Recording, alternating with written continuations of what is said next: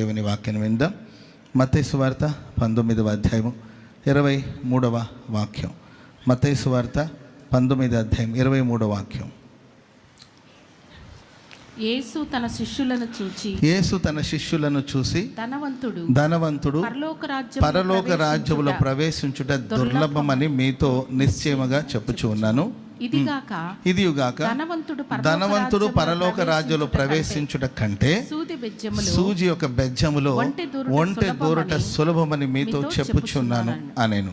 శిష్యులు ఈ మాట విని మిక్కిలి ఆశ్చర్యపడిపోయి అలాగైతే ఎవడు రక్షణ పొందగలడని అడుగగా, అలాగైతే ఎవరు రక్షణ పొందుతారు? ఎవరు దేవుని రాజ్యంలో ప్రవేశిస్తారు? ధనవంతులు దేవుని రాజ్యంలో ప్రవేశించుట కంటే సూజి బెజ్జములో ఒంటె దూరట సులభం. ధనవంతులు దేవుని రాజ్యంలో ప్రవేశించుట దుర్లభం, అది అసాధ్యం, అసంభవం అని ప్రభు చెప్పారు. ఎందుకంటే ఆ పై వచనాలన్నీ కూడా మీరు చదివితే ఒక ధనవంతుడు, ఒక యవనస్తుడు, ఒక అధికారి. Praise the Lord. ఆ ధనవంతుడు ఎవరు, ఆ యవనస్తుడు ఎవరు, ఆ అధికారి ఎవరు అనుకుంటారు? అందరూ ఒకడే. ఆయనే ధనవంతుడు, ఆయనే యవనస్తుడు, ఆయన అధికారి, ఆయన దేవుని యందు భయభక్తులు గలవాడు, ఆయన చిన్నప్పటి నుండి వాక్యాన్ని అనుసరించినవాడు, నిత్య జీవాన్ని గురించిన ఆశ కలిగినవాడు.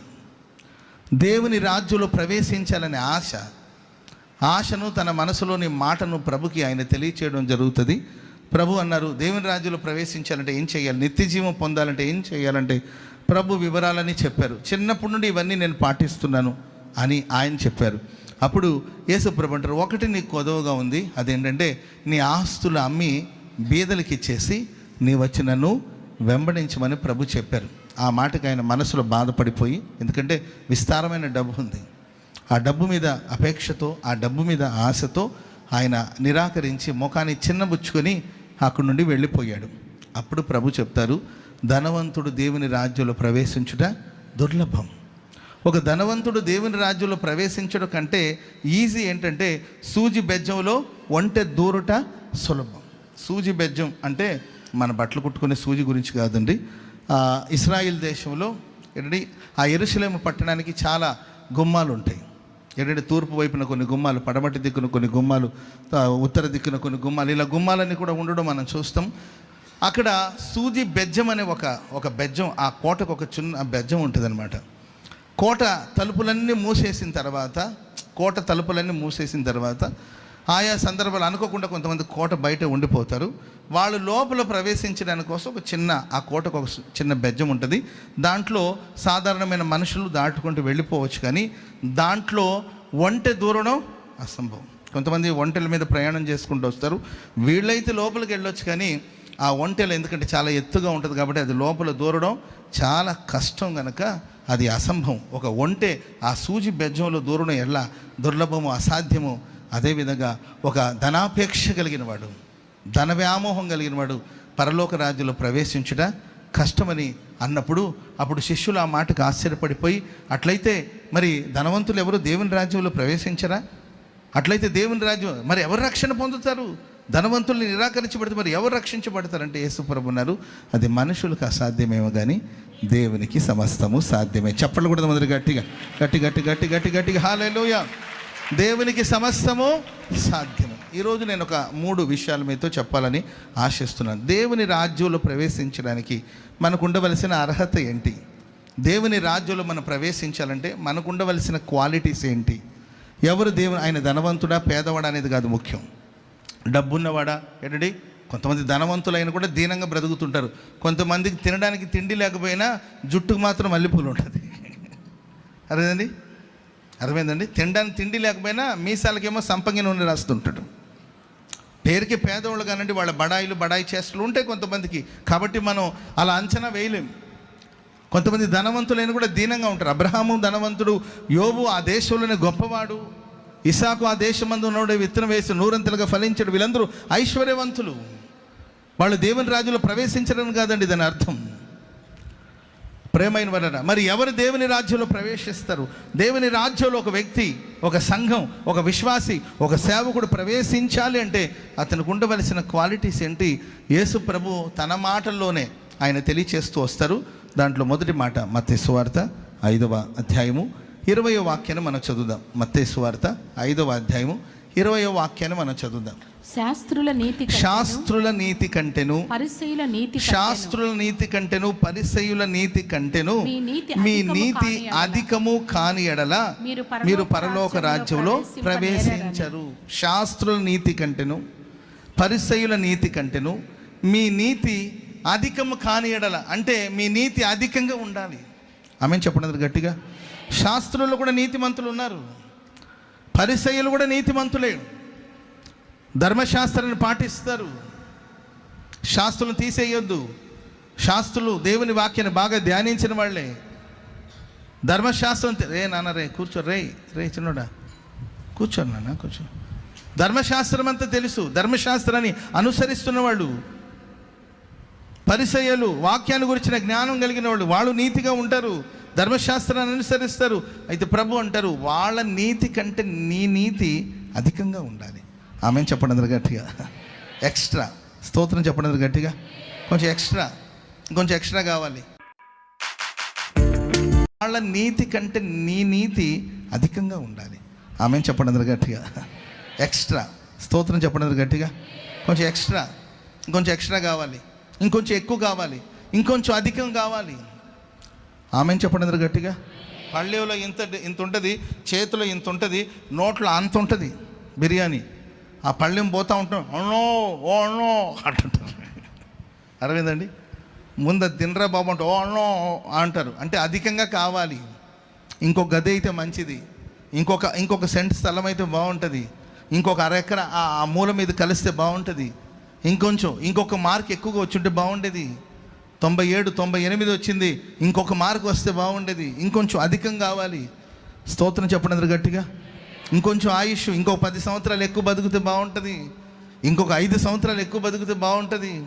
ఇంకొంచెం ఇప్పటికే 28 లక్షలు ఉన్నాయి, ఇంకొక 2 లక్షలు ఉంటే 30 లక్షలు రౌండ్ ఫిగర్ బాగుంటుంది. అధికం కావాలని కోరుకుంటుంటారు లోక కార్యక్రమాలకి. మనం అధికంగా సంపాదించవలసింది ఏంటంటే శాస్త్రుల నీతి కంటేను పరిసయ్యుల నీతి కంటే మన నీతి అధికంగా మారాలి. ఆమెను చెప్పండి గట్టిగా. అదే ప్రకటనలో నీతిమంతుడు ఇంకను నీతిమంతునిగా ఉండనిమ్ము, పరిశుద్ధుడు ఇంకను పరిశుద్ధుడుగా ఉండనిమ్ము. అన్యాయుడి సంగతి మనం పక్కన పెట్టేద్దాం, అన్యాయస్తుల గురించి మనకెందుకు. నీతిమంతుడు ఇంకా నీతిగా ఉండాలి. నేను ఒకప్పుడు నీతిమంతుడిని, ఇంకా నీతిగా మారాలి. ఒకప్పుడు నేను పరిశుద్ధంగా బ్రతికాను, ఇంకను పరిశుద్ధుడుగా మారాలి. క్వాంటిటీ పెరగాలి. ఇంకా పరిశుద్ధత, ఇంకా నీతి అధికం అవ్వాలి. ఒకవేళ అధికం కాకపోతే దేవుని రాజ్యంలో మీరు ప్రవేశించరు అని ప్రభు చెప్పారు. ప్రియమైన వాళ్ళరా, మత్తయి సువార్త 5వ అధ్యాయము చదవండి. ఆ నీతి, అధికమైన నీతి ఎలా ఉంటుందో ప్రభువే చెప్పారు. మత్తయి సువార్త 5వ అధ్యాయము 38వ వాక్యాన్ని చదవండి. కంటికి కన్ను, పంటికి పళ్ళు అని చెప్పబడిన మాట మీరు విన్నారు కదా. నేను మీతో ధర్మశాస్త్రం ఏమంటుందంటే కంటికి కన్ను, పంటికి పళ్ళు. ఈ శాస్త్రులు పరిసయ్యులు ఫాలో అయ్యే నీతి ఇదే. వాడు ఈయన కళ్ళు పెరికాడు కాబట్టి వాడు కళ్ళు పెరికేసే. Praise the lord. వాడు దేంతోనో వీడు కళ్ళు పొడి చేశాడు, అక్కడ తీసుకొచ్చారు. న్యాయం తీర్చాలి, నీతి తీర్చాలి. ఇప్పుడు న్యాయం చెప్పాలి వాళ్ళకి. ఏం చేశాడు? అన్నా నా కళ్ళలో పొడి చేశాడని అంటే వాడు కళ్ళలో పొడి చేసే. ఎందుకంటే కంటికి కన్ను. Praise the Lord. అన్నా వాడు నన్ను కొడితే నా పళ్ళు ఊడిపోయిందన్నా. ఎన్ని పళ్ళు ఊడిపోయింది లెక్క పెట్టండి అయ్యా. వాస్తవంగా నీకు ఎన్ని పళ్ళు ఉండే? 32 ఉండేది. ఆ మధ్య ఊడిపోయి చివరికి ఒక 8 పళ్ళు మాత్రమే మిగిలింది. ఆ 8 పళ్ళలో వీడు కొట్టేసరికి 5 రాలిపోయిందంటే నువ్వు కూడా గురి పెట్టి సరిగ్గా 5 పళ్ళు కాబట్టి 5కి పంటికి పన్ను, కంటికి కన్ను. ఇది న్యాయం, ధర్మశాస్త్రపు న్యాయం. ఆయన కీడు చేశారు కాబట్టి కీడు చేశారు. నిజమే అంటుంటారు కదండి. ఎవరో దారుణమైన పని చేస్తారు, వాడిని ఉరి తీసేయండి. ఒక్కడిని ఉరి తీస్తే మిగతా వాళ్ళకి భయం ఉంటుంది. వాడిని మరణానికి అప్పచెప్పండి అని ప్రపంచమంతా చెప్తారండి. ఈ న్యాయాన్ని అందరూ చెప్తారు, ఇది ధర్మశాస్త్రం చెప్పే న్యాయం. కానీ ప్రభు అంటారు, చదవండి మా, చదవండి, కంటిన్యూ చేయండి. నేను మీతో చెప్పున్నదేమనగా, నేను మీతో చెప్పున్నదేమనగా, దుష్టుని మీరు ఎదిరించక, నిన్ను కుడి చెంప మీద కొట్టువాని వైపునకు నీ ఎడమ చెంప కూడా త్రిప్పుము. స్తోత్రం చెప్పండి గట్టిగా, చెప్పండి గట్టిగా హల్లెలూయా. ఒక్కడు నీ కుడి చెంప మీద కొట్టాడు అనుకోండి, నీవు నీ ఎడమ చెంప కూడా ఆయన వైపు త్రిప్పు. ఇది పరలోక రాజ్యంలో ప్రవేశించాలనుకున్నవాడు పాటించవలసిన నీతి. యేసు ప్రభు మనకు బోధించింది ఏంటంటే, వాడు నేను కొట్టాడా, సిగ్గు లేదా. చిన్నప్పుడు మా అక్క కూడా అనేవాళ్ళు అన్న ఆ మాట. కొట్లాడుకుంటుంటాము బయట, చిన్నపిల్లలు కదండి, వాళ్ళు ఎవరైనా కొట్టారనుకోండి, ఏంటి రక్తం కారుతుండేది, ఏడ్చుకుంటూ ఇంటికి వచ్చేవాడిని. మా అక్క ఏమనేది తెలుసండి, మా అక్క వాళ్ళు ఏమన్నా, సిగ్గు లేదరా, అన్నమే తింటున్నావా, అసలు నీ మానవ జన్మమేనా, వాడు కొడుతుంటే నువ్వేం చేసావరా అంటే, వాళ్ళు 6 ఉన్నారు, నేను ఒక్కడే ఉన్నట్టు. 6 ఉంటే దెబ్బలు తినేసి వచ్చేస్తావా, తింటున్నావు కదరా కుంభాలు వాడు పోయి కొట్టరు. ఆల్రెడీ నేను దెబ్బతిని వచ్చి ఉంటాను, అసలే దెబ్బతిని వచ్చి ఉంటాను. Praise lord.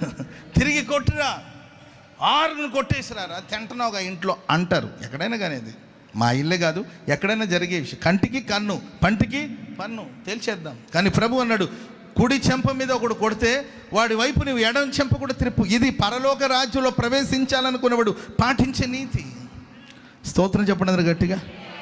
అంటే దెబ్బలు తినమని కాదు. ఏంటా అయ్యగారండి, మరి మనం దెబ్బలు తినాలా, ఆల్రెడీ ఒకటి చెంప మీద వేసాడు, మరలా అవివేకం కాకపోతే. ప్రియులరా, యూదులకి ఎడము చెంప మీద కొట్టడం అనేది వాళ్ళని కించపరిచేదానికి సూచనగా ఉంటుంది. ఇన్సల్ట్ చేస్తారు, కించపరుస్తారు.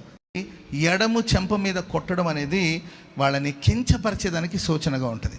ఇన్సల్ట్ చేస్తారు, కించపరుస్తారు, చిన్న చూపు చూస్తారు.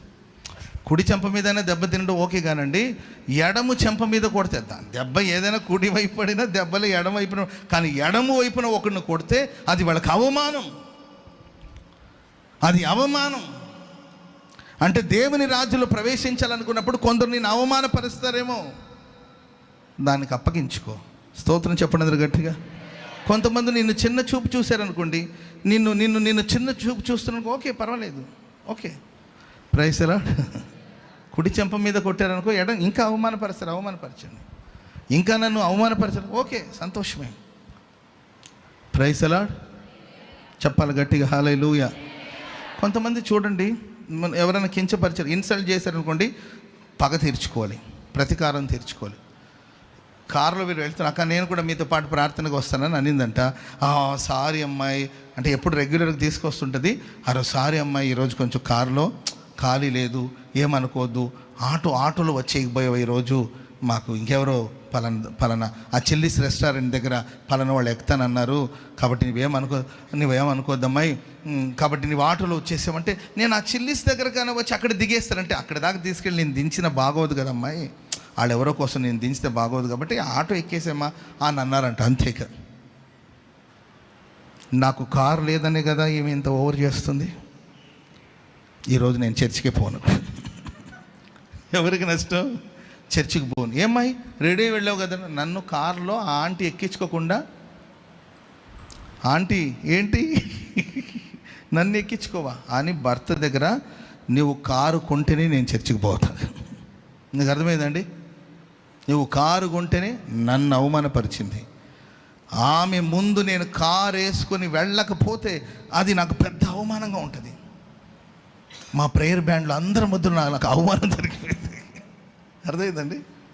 నన్ను ఇన్సల్ట్ చేస్తుందా, నన్ను చిన్న చూపు చూస్తారా, నన్ను అవమానపరుస్తారా? లేదు, నేను కౌంటర్ ఇచ్చారు, తిరిగి ఇచ్చేయాల్సింది, అంతేకా. నన్ను కారులో ఎక్కించుకోలేదా చూస్తా. నీ భర్తని పీడించి కారు కొనేదాకా ఊరుకోలేదండి. కారు కొన్నది కానీ ఎప్పుడు ఇంటి దగ్గర ఉంటుంది, ఎందుకంటే పెట్రోల్ డబ్బులు లేవు. అర్థమైందండి? నెల ఏమై కట్టుకోవాలన్నమాట. నేనేమంటున్నాను ప్రియులారా, మనల్ని ఎవరైనా అవమానపరిచారా, ఓకే వదిలేసాను, అంతే. స్తోత్రం చెప్పండి గట్టిగా. మనం దేవుని రాజ్య నివాసులం, మన పరలోక రాజ్యపు పౌరులము. మనల్ని అవమానపరిచిన ప్రతి వాళ్ళకి సమాధానం చెప్పుకుంటూ పగ తీర్చుకుంటాను. నీకొక రోజేమో నాకొక రోజు వస్తుంది. ఆ రోజు వచ్చినప్పుడు తిరిగి ప్రైజ్ లార్డ్ కొట్టారు, కొట్టించుకున్నావు, మాకు ఒక సమయం వస్తుంది, అప్పుడు మేము పగ తీర్చుకుంటాం అనేది కాదు. దేవుని రాజ్యంలో ప్రవేశించాలనుకున్న వాళ్ళు నిన్ను కుడి చెంప మీద కొట్టారా, ఎడమ చెంప కూడా చూపించు.